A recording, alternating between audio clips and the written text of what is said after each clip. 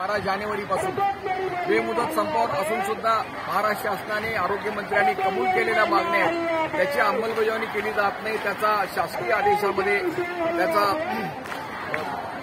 अंतर्भाव केला जात नाही। हे अत्यंत अन्यायकारक असून या महाराष्ट्रातल्या 76,000 महिलांचा हे महाराष्ट्र सरकार सरळ अपमान करीत आहे। म्हणून या आझाद मैदानमध्ये जोपर्यंत ते जीआर काढणार नाही तोपर्यंत आंदोलन सुरू राहणार आहे। इतकंच नव्हे तर या 72,000 आशा गटप्रवर्तक आहेत त्या संप सुद्धा चालू ठेवणार आहेत आणि या पद्धतीने या शासनाने निर्णय घ्यावा अशी आमची मागणी आहे। उद्या कदाचित मंगळवारी मंत्रिमंडळाची मीटिंग होणार आहे आणि मुख्यमंत्र्यांनी दिलेला जो शब्द आहे त्यांच्या वाढदिवसा दिवशी की त्याबद्दलची चर्चा करून धोरण ठरवणार आहेत। आम्हाला अशी अपेक्षा आहे की त्यांनी धोरण ठरवावं आणि धोरण ठरवून आरोग्यमंत्र्यांनी ज्या घोषणा केलेल्या आहेत त्या घोषणानुसार त्यांनी आम्हाला ही जी मानधनवाढ आहे ती जाहीर करावी। त्याशिवाय आंदोलन मागे घेतले जाणार नाही।